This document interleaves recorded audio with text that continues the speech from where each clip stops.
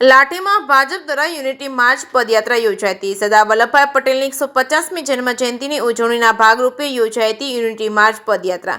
લાઠીથી ભૂરખિયા મંદિર સુધી પદયાત્રાનું આયોજન કરાયું હતું। સ્વદેશી વસ્તુઓ અપનાવવાના શપથ લેવાયા હતા। સાંસદ ભરતભાઈ સુતરિયા, ધારાસભ્ય જનકભાઈ તળાવિયા, જિલ્લા ભાજપ પ્રમુખ અતુલભાઈ કાનાણી પદયાત્રામાં જોડાયા હતા। સાંસદ ભરતભાઈ સુતરિયા પદયાત્રામાં શુભારંભે માર્મિક ટકોર સાથે સ્પીચ આપી હતી। ભૂરખિયા મંદિર સુધી ચાલીને આવશે એટલે દાદા 2 દિવસમાં કલ્યાણ કરશે તેવું ભરતભાઈ સુતરિયાએ જણાવ્યું હતું। લાઠી શહેરથી ભૂરખિયા મંદિર સુધી પદયાત્રાનું પ્રસ્થાન થયું હતું। સરદાર પટેલની આ યાત્રા ઐતિહાસિક યાત્રા લાઠીથી ભૂરખિયા સુધી યોજાઈ હતી। જે કે ગુજરાતી સાથે વિશાલ ડોડિયા, લાઠી।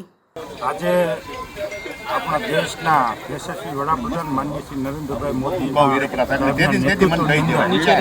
સમગ્ર ભારતની અંદર 150મી જન્મ જયંતિ નિમિત્તે જ્યારે સરદાર વલ્લભભાઈ પટેલની જે પદયાત્રાનું આયોજન આજે લાઠી વિધાનસભામાં કરવામાં આવ્યું છે।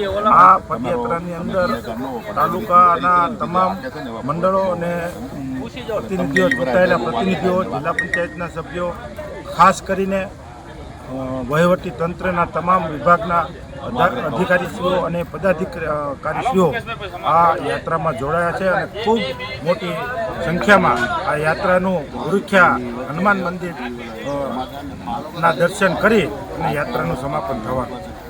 સરદાર સાહેબની 150મી જન્મ જયંતિ નિમિત્તે આજે જે લાઠી સન્મુખ વિધાનસભાની અંદર પદયાત્રાનું આયોજન કરવામાં આવ્યું। આ જ રીતે આખા દેશભરની અંદર આ યાત્રા નીકળે છે।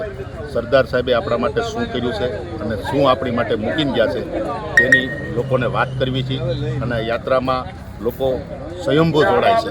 આજની યાત્રા આ 5મી મારી યાત્રા છે મારી લોકસભાની અંદર। આ યાત્રા ઐતિહાસિક યાત્રા લાઠીની બની ગઈ છે, કેમ કે લોકો સરદાર સાહેબ વિશે એટલો પ્રેમ છે કે સ્વયંભૂ લોકો જોડાય અને આ યાત્રાને સફળ બનાવવા માગે છે। અને આ યાત્રા ભૂરખિયા લાઠીથી લઈ અને ભૂરખિયા ધામ હનુમાન દાદાના સાનિધ્યમાં સંપૂર્ણ પૂર્ણાવતી કરવાની છે।